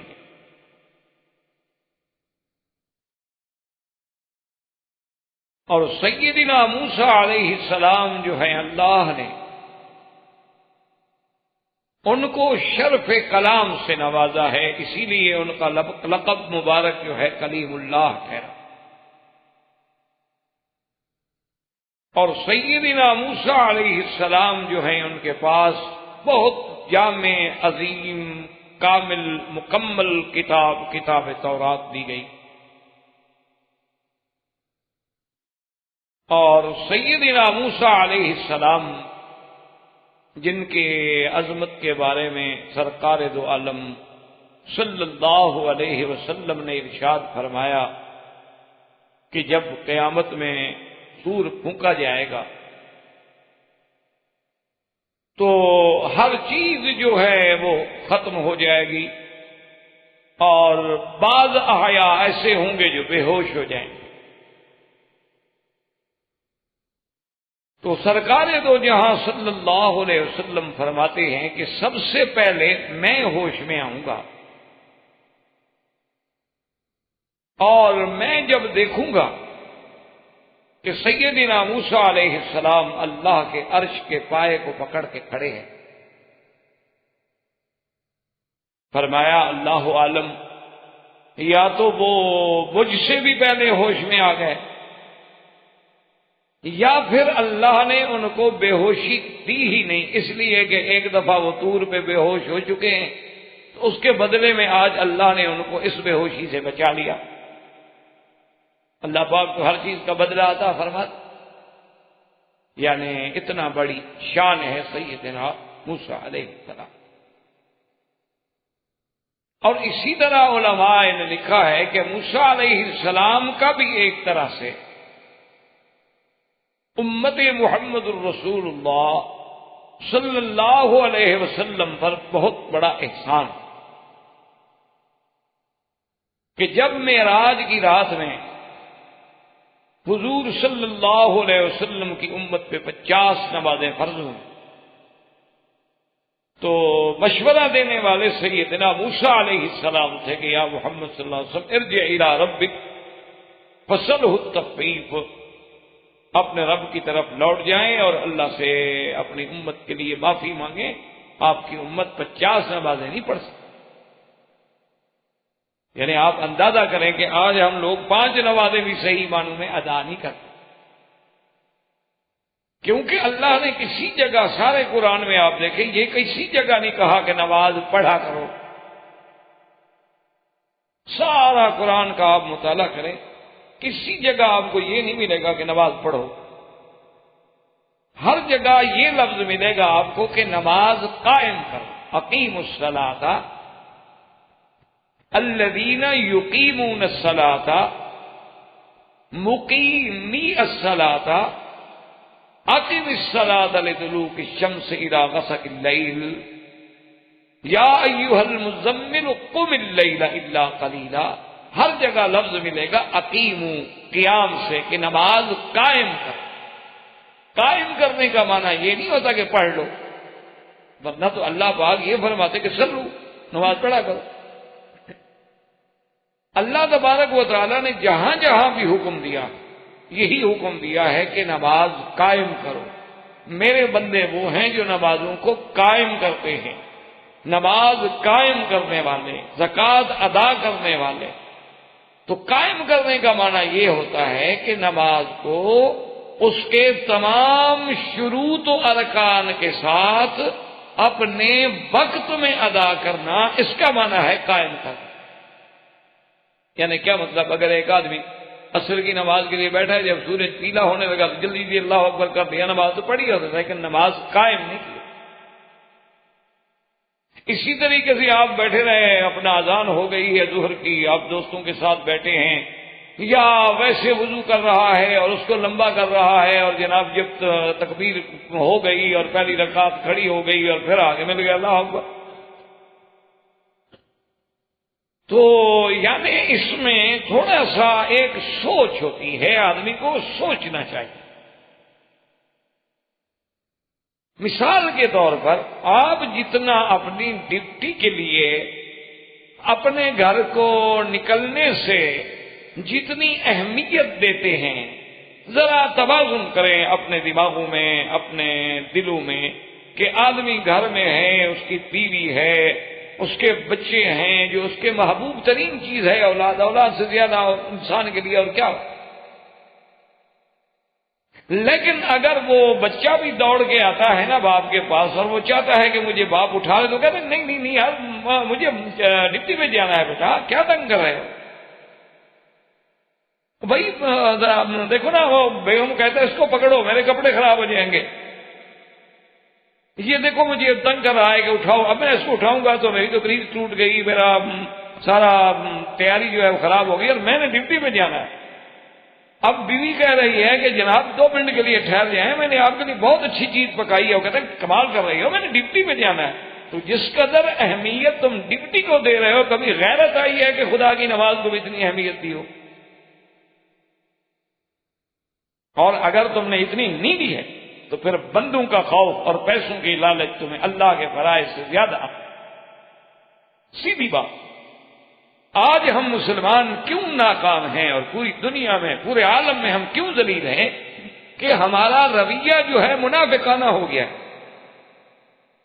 اس میں ہم مولوی بھی ہیں، اس میں پیر بھی ہیں، اس میں طالب بھی ہیں، اس میں دین کی جماعتیں بھی ہیں، اور اس کے بعد جو ہے دنیا دار بھی ہیں، ملازم بھی ہیں۔ ہر آدمی کا یعنی کردار جو ہے وہ منافقانہ ہو گیا ہے کہ نام اسلام کا لیتے ہیں لیکن اسلام کی اہمیت ہمارے دل میں نہیں۔ ہم کہتے ہیں جی ہم نماز پڑھتے ہیں، ٹھیک ہے جی پڑھتے ہیں، لیکن اہمیت کوئی نہیں ہے۔ ٹھیک ہے آ گئے پہلی رکعت مل گئی تو کیا ہے، اور دوسری رکعت مل گئی یا آخری مل گئی، یا چلو ایک اور جماعت تو کھڑی ہوگی یار، اس میں بھی مل جائیں گے، کوئی ایسی بات نہیں ہے۔ اور پھر اگر کوئی سمجھائے تو ساری قرآن حدیث کی وہ آیتیں جمع کر لیتے ہیں کہ جی اسلام نے بڑی آسانی دی ہے، بولی صاحب آپ کیوں سختی کرتے ہیں؟ یعنی دین میں آسانی ڈھونڈتے ہیں، ڈپٹی میں سختی ڈھونڈتے ہیں۔ اب خود اندازہ کریں کہ ہمارا اللہ کے ساتھ اور بندوں کے ساتھ کیا معاملہ ہے۔ کیا ہم منافق تو نہیں؟ کیا ہم نے کبھی اتنا احساس کیا ہے اللہ کے دین کے فرائض کا جتنی اپنے ایک معاشی مسئلے کے لیے، پیٹ کے مسئلے کے لیے، ایک پیسہ حاصل کرنے کے لیے کہ ہم نے وطن چھوڑ دیا، گھر چھوڑ دیا، اپنا علاقہ چھوڑ دیا، رشتہ دار عزیز اقارب چھوڑ دیے۔ اچھا کبھی کبھی ایسا ہوتا ہے بعض ملازمین بیچارے، یعنی والدین فوت ہو جاتے ہیں، وہ جنازے میں بھی نہیں پہنچ سکتے، ملازم ہے ڈیوٹی ہے، کیا کرے، چھٹی نہیں مل رہی۔ تو اتنی ساری قربانیاں صرف ایک معاش کے لیے دے رہے ہیں نا کہ پیسے مل جائیں گے، اسٹیٹس بن جائے گا، یہاں سے کما کے جائیں گے، وہاں اپنا ایک پرائیویٹ ہاسپٹل قائم کر لیں گے، بہت سارے لوگوں کو انشاءاللہ جو ہے ان سے مفاد حاصل کرنے کا ذریعہ بن جائے گا، ہمارا اپنا اسپتال ہوگا۔ اتنا ہم نے اللہ کے کعبے کو تو کبھی اہمیت نہیں۔ ہم جاتے ہیں یہ مسئلہ ضرور پوچھ رہے تھے، او جی ہم تو مکے میں رہنے والے ہیں، حضرت ڈپٹی کے لیے گئے تھے، اس لیے ہمارے لیے تو عمرہ ضروری نہیں ہے۔ آپ کے لیے عمرہ تو ضروری نہیں ہے، نوکری پہ واپس آنا زیادہ ضروری ہے۔ آخر یہ کیا مطلب؟ اس لیے ہمیشہ یاد رکھیں، ہمیں اللہ کے قرآن کو پڑھتے ہوئے غور کرنا چاہیے۔ یہ اس لیے قرآن نہیں آیا تھا کہ قصے کہانی کی کتاب ہے، ہم برکت کے لیے پڑھ لیں، یا کوئی مر جائے گا تو اس کی قبر پہ جا کے بیٹھ کے پڑھ لیا کریں گے، اس کو ثواب ہوگا، عذاب قبر رفع ہو جائے گا۔ کیوں ہو جائے گا؟ ساری زندگی اس نے قرآن پڑھا نہیں، اب مر گیا ہے تو ہمارے پڑھنے سے اس کا عذاب اٹھ جائے گا۔ یعنی یہ اور دھوکہ ہے کہ آدمی کو اطمینان دلا دیا جائے کہ جی آپ جو مرضی ہے کرو، جب تم مرو گے فکر نہ کرو، میں تمہارے لیے بڑے ختم کروا دوں گا۔ یہ کتنا بڑا دھوکہ ہے۔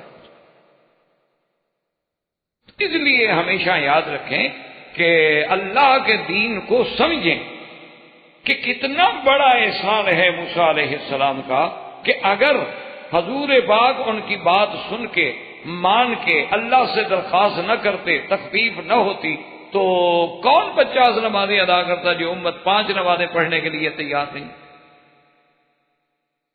اچھا اور پھر یہ ہے کہ جن کو نماز نصیب ہوتی ہے وہ سمجھتے ہیں کہ ہم نے کوئی بہت بڑا احسان کیا اللہ میاں پر۔ دیکھو جی آج میں نے پوری 5 نمازیں پڑھی ہیں، 4 بھی نہیں پڑھی، بڑی مہربانی جناب، اللہ تبارک و تعالیٰ پر آپ کا کتنا بڑا احسان ہے۔ اگر آپ نماز نہ پڑھتے تو اللہ کی عظمت و کبریائی میں کتنا خلل آ جائے۔ ہندو جو نہیں پڑھتے تو اللہ کی خدائی میں کوئی فرق آ گیا، یہود اور نصارہ اور سکھ جو نہیں پڑھتے تو اللہ کی شان اور عظمت میں کوئی کمی آ گئی ہے کہ اگر ہم بھی چند آدمی نہیں پڑھیں گے تو کیا ہو جائے گا۔ اس لیے ہمیشہ سوچیں کہ موسیٰ علیہ السلام کی یہ عظمت ہے، اللہ ان پہ کروڑوں صلاۃ و سلام فرمائے کہ انہوں نے امت محمد مصطفیٰ صلی اللہ علیہ وسلم پہ احسان۔ اور اسی طرح یہ عظمت بھی موسیٰ علیہ السلام کو ملی ہے کہ سرکار دو عالم صلی اللہ علیہ وسلم نے فرمایا کہ آج بھی اگر مجھے اسی جگہ پر لے جاؤ تو میں اپنے بھائی سیدنا موسیٰ علیہ السلام کی قبر مبارک جو ہے پہچان لوں گا۔ حضور نے فرمایا، صحابہ نے پوچھا سرکار کیسے؟ فرمایا جب میں لیلۃ المعراج مجھے جبریل لے کے جا رہے تھے تو ایک سرخ ریت کا ٹیلا تھا، اس کے قریب موسیٰ علیہ السلام کی قبر تھی، اور موسیٰ علیہ السلام بھی اللہ نے مجھے دکھایا، کشف کر دیا کہ وہ اپنی قبر میں نماز پڑھے۔ تو یہ عظمت جو ہے یہ بھی سیدنا موسیٰ علیہ السلام کو، اور اسی طرح یہ عظمت بھی سیدنا موسیٰ علیہ السلام کو ملی ہے کہ آپ کے بھائی کو بھی نبوت ملی، یعنی اللہ نے آپ کو بھی نبی اور رسول بنایا، اور آپ کے بھائی سیدنا ہارون علیہ السلام جو ہیں ان کو بھی اللہ نے نبوت عطا فرما دی، اور حضرت موسیٰ علیہ السلام کی درخواست کو منظور کرتے۔ تو یہ عظمت شان جو ہے یہ بھی سیدنا موسیٰ علیہ السلام کو ملی۔ اور اسی طرح یہ بھی یاد رکھیں کہ سیدنا موسیٰ علیہ السلام صرف نبی اور رسول نہیں تھے، بلکہ اللہ نے آپ کو رسول بنایا، آپ کو نبی بنایا، اور آپ کو حکومت دی، آپ کو حکم دیا، طاقت دی، اقتدار دیا۔ یہ عظمت جو ہے یہ بھی سیدنا موسیٰ علیہ السلام کو دی۔ اور اسی طرح یعنی آپ دیکھیں اگر پورے قرآن پاک میں آپ کو کبھی غور کرنے کا موقع مل جائے، فرصت مل جائے، تو 138 بار اللہ نے موسیٰ علیہ السلام کا قرآن میں نام لیا ہے، 138 تک۔ یعنی اندازہ کریں کہ موسیٰ علیہ السلام کی کتنی بڑی شان ہو کہ اللہ تبارک و تعالیٰ اپنی کتاب میں قرآن میں جو ایک عظیم ترین جامع ترین دستور و منشور ہے قیامت تک، اس میں اللہ نے 138 مقام پہ موسیٰ علیہ السلام کا ذکر فرمایا ہے۔ اور اسی طرح آپ دیکھیں گے کہ قرآن پاک کی کتنی صورتیں ہیں، سورۃ البقرہ دیکھیں، سورۃ النساء، سورۃ المائدہ، سورۃ الانعام، سورۃ الاعراف، سورۃ الانبیاء، سورۃ ہود، سورۃ یونس، سورۃ کہف، سورۃ طہ، سورۃ القصص، کون سی سورت ہے جس میں موسیٰ علیہ السلام کا ذکر نہیں؟ اللہ نے آپ کو اتنا بڑا شان دیا۔ اور تیسری بات میرے عزیزان محترم یہ دماغ میں رکھ لیں کہ اللہ نے قرآن پاک میں اتنی دفعہ موسیٰ علیہ السلام کا اور اتنی تفصیل سے، یعنی ایک ایک واقعہ ذکر فرمایا ہے، اس کی وجوہات۔ سب سے پہلی وجہ تو علماء نے یہ لکھا ہے کہ ان کی زندگی اور ان کے احوال بعین ہی اسی طرح ہیں جیسے سیدنا محمد الرسول اللہ صلی اللہ علیہ وسلم کہ جیسے فرعون وقت کا مقابلہ موسیٰ علیہ السلام کو کرنا پڑا، اسی طرح اپنے زمانے کے فرعون کا مقابلہ سیدنا محمد الرسول اللہ صلی اللہ علیہ وسلم کو کرنا پڑا۔ اور حضور نے یہ بھی فرمایا کہ فرعونی اشد من فرعون موسیٰ، کہ بھئی میرے بھائی موسیٰ نے بھی فرعون کا مقابلہ کیا تھا، لیکن میرا فرعون تو اس کے فرعون سے بھی آگے۔ آپ نے فرمایا کہ فرعونی اشد من فرعون موسیٰ، کہ میرا فرعون جو ہے نا، اس کی وجہ یہ ہے نا کہ جو وقت گزرتا ہے آدمی ترقی کرتا ہے نا، تو حضرت موسیٰ علیہ السلام کا فرعون تو پرانے دور کا تھا نا، اس کے مقابلے پر حضور صلی اللہ علیہ وسلم کا فرعون تو بہت بعد میں آیا۔ اور ہمارے جو آج کل کے فرعون ہیں یہ تو ویسے کمپیوٹرائزڈ ہیں، ہمارے فرعونہ جو ہیں، ہمارے فرعون جو ہے نا جو اس دھرتی پہ رہتے ہیں، یہ تو کمپیوٹر کے زمانے کے لوگ ہیں۔ یہ تو پتہ نہیں کہ اگر حضور پاک دیکھتے تو حیران ہو جاتے۔ اسی لیے حضرت شاہ ولی اللہ رحمۃ اللہ علیہ نے یہ بات لکھی ہے اپنی کتابوں میں کہ اللہ تو قادر ہے نا، اگر آج حضور کے صحابہ کو کھڑا کر دیں، زندہ کر دیں، اور وہ ہمیں دیکھیں تو وہ حیران ہو کے کہیں گے بھی پتہ نہیں یہ جو کچھ ہیں سب کچھ ہیں لیکن مسلمان نہیں ہیں یہ لوگ۔ اور ہم جب ان کو دیکھیں گے تو ہم کہیں گے بھئی یہ تو انسان بھی معلوم نہیں ہوتے، یہ تو اور کسی دنیا اور سیارے کی مخلوق۔ یعنی ان میں اور ہم میں اتنی تفاوت ہو، اتنی آسمان و زمین کا فرق ہوگا کہ کیونکہ ہمیں وہ دیکھ کے حیران ہوں گے نا کہ نہ لباس میں، نہ شکل میں، نہ صورت میں، نہ سیرت میں، نہ کردار میں، یہ تو کسی طرح بھی اسلام سے نہیں ملتے، تو یہ کیسے مسلمان ہوئے بھائی؟ کیونکہ صحابہ میں تو یہ تصور ہی نہیں تھا نا کہ کوئی لباس غیر اسلامی پہنے، ان میں تو تصور بھی نہیں تھا نا، وہ تو کبھی سوچ بھی نہیں سکتے تھے کہ کوئی ایک صحابی کلین شیو ہو، وہ تو کبھی سوچ بھی نہیں سکتے تھے کہ کسی صحابی کے ہاتھ میں سگریٹ ہوگی، یا کسی صحابی کے گلے میں ٹائی ہوگی، یا کسی نے پینٹ پہنی ہوئی ہوگی۔ آج پوری دنیا چیختی ہے نا کہ وہ دیکھو جی وہ مولوی آ گئے ہیں نا، تو وہاں جناب کہتے ہیں وہ یہ طالبان جو ہیں کہتے ہیں جی وہ پیمانے لے کے کھڑے رہتے ہیں، لوگوں کی داڑیاں ناپتے ہیں، جن کی چھوٹی ہو تو ان کو جیل میں بند کر دیتے ہیں کہ جب تک داڑھی بڑی نہ ہو جائے۔ اصل یہ بات نہیں، اصل تکلیف اسلام سے ہو رہی ہے، ورنہ وہ بیچارے کسی کی داڑھی شڑی نہیں ناپتے۔ وہ یعنی بڑے بڑے لوگ، بڑے بڑے جو بالکل دہریے خیال کے تھے نا، ڈاکٹر جاوید اقبال جیسے لوگ، علامہ اقبال کا بیٹا جو بہت بڑی شخصیت ہے اور جسٹس تک اس نے عہدے بھی حاصل کیے ہیں، وہ جو بالکل اپنے باپ کے نظریات کا بھی مخالف ہے، میرے خیال میں وہ دین کے قریب ہی نہیں آتا تھا۔ ایک دفعہ طالبان کا علاقہ دیکھ کے آیا، آج سب سے بڑا مبلغ ہے ان کا، اس نے کہا مجھے تو اسلام سمجھ آیا، اس نے کہا مجھے تو اسلام آج سمجھ آیا ہے کہ 1450 سال بعد کوئی دنیا میں ایسا خطہ اور ایسے لوگ بھی ہیں جو بے عین ہی وہی اسلام نافذ کریں جو صدیق عمر عثمان و علی نے کیا تھا، اور انہوں نے عملاً کر کے دکھایا ہے۔ یعنی آپ حیران ہوں گے، میرے اپنے ساتھیوں نے بتلایا کہ ہم گئے تجربے کے طور پر، ہم نے ایک مسجد میں نماز پڑھی اور اپنی گھڑی جو تھی میں نے چھوڑ دی، میں نے سنا تھا کہ وہاں امن ہے. کہتے 24 گھنٹے کے بعد میں آیا تو میری گھڑی وہیں رکھی تھی اور میں نے اٹھانے کا ارادہ کیا تو فوراً ایک نوجوان بچہ سا آیا. اس نے کہا وہ مت اٹھاؤ. میں نے کہا میری ہے. اس نے کہا تمہاری اب کیا دلیل ہے کہ تمہاری ہے؟ پہلے رپورٹ کرو، ثابت کرو کہ تمہاری ہے. ہم تو کل سے پہرا دے رہے ہیں. یہ ابھی یعنی آپ حیران ہوں گے میرے عزیز، یعنی انسان دور کی باتیں سنتا ہے نا. یہ ابھی اپنے اسلام آباد کا یعنی واقعہ ہے. ایک بہت بڑے اچھے آدمی ہیں، بہت شریف آدمی ہیں، حاجی صاحب بہت کاروباری آدمی ہیں. ان کی گاڑی، اور گاڑی بھی پجیرو آج کل تو اس کا ایک یعنی حیثیت ہے، 40-45 لاکھ روپے کی گاڑی ہے. تو وہ گاڑی جو ہے چوری ہو گئی.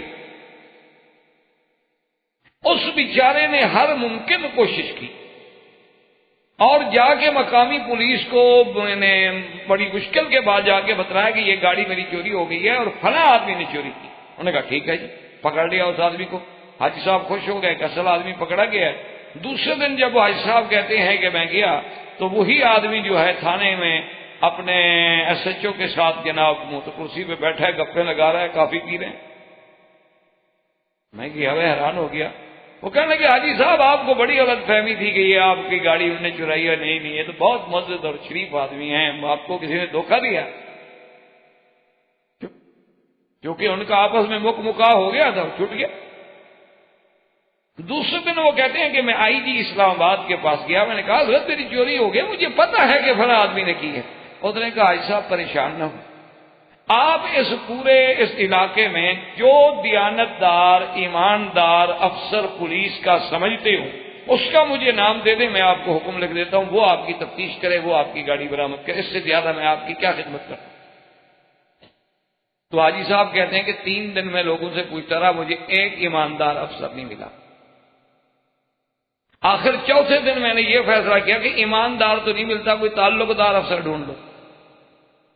تو ایک دوست کو جا کے ڈھونڈا. میں نے کہا یہ واقعہ. تو کہا ٹھیک ہے آپ مارک کرائیں، میرے نام تفتیش، سوال نہیں پہ، ہم 24 گھنٹے میں آپ کو گاڑی برآمد. جب چور معلوم ہے ایک بات ہے. میں نے اس کے نام تفتیش کرائی، انہوں نے چور کو پکڑا. 2 دن کے بعد چور چھوڑ دیا. پتہ لگا کہ ان کو بھی 1 لاکھ روپے مل گئے. اور مجھے بلا کے کہہ دیا کہ حاجی صاحب آپ کا دماغ کسی نے خراب کر دیا، بڑا شریف آدمی ہے، اس نے آپ کی گاڑی نہیں چرائی. آخر وہ حاجی صاحب کہتے ہیں کہ اب میرا اتنا بڑا نقصان تھا، میں نے اپنے پرائیویٹ ذرائع سے کوشش شروع کی کہ کسی طرح گاڑی تک پہنچ جاؤں. تو مجھے پتا لگا کہ گاڑی یہاں سے پشاور سے تورخم کے راستے سے وہ تو افغانستان نکل گئی. وہ کہتے ہیں جی میں وہاں بھاگا. وہاں پہنچ کے ایک سفید کاغذ پہ میں نے ان کو درخواست دی کہ میری گاڑی کا نمبر یہ ہے، یہ رنگ ہے، یہ چیسی ہے، یہ سے ہے، ایسے ہے، چوری ہو گئی ہے، فلاں بندہ پشاور سے لے کر فلاں تاریخ کو آپ کے ملک میں داخل ہوا ہے، میں بہت پریشان ہوں. انہوں نے کہا جی آپ ہمارے مہمان خانے میں ٹھہریں، آپ 24 گھنٹے ہمیں مہلت دیں. 24 گھنٹے کے بعد حاج صاحب کہتے ہیں میں جب گیا تو چور موجود، گاڑی موجود، ڈرائیور موجود، لانے والا سب کھڑے تھا. انہوں نے کہا جی یہ آپ کی گاڑی؟ ہم نے کہا جی بالکل یہی گاڑی. انہوں نے کہا ان کا فیصلہ کیا ہے ہم نے ہاتھ کاٹنے کا، آپ اگر معاف کرنا چاہیں تو معاف کر دیں، ورنہ ہم نے تو یہ سزا ان کو دینی ہی دینی، باقی یہ اپنی گاڑی ہے لے جاؤ. اور پھر مایا ڈرائیور دیا، آدمی دیا، اور کہا بھی ان کو کھانا بھی کھلاؤ اور ان کو جا کے بارڈر پہ چھوڑو، پھر آگے ان کا ملک ہے، یہ جانے ان کا کام جانے. تو ان کو کیسے 24 گھنٹے میں یہ ساری چیزیں مل گئی؟ وجہ کیا ہے؟ اصلاح. احباب کرام، اس کے بعد اب آپ اس مبارک سلسلے کی CD نمبر 18 سماعت فرمائیں.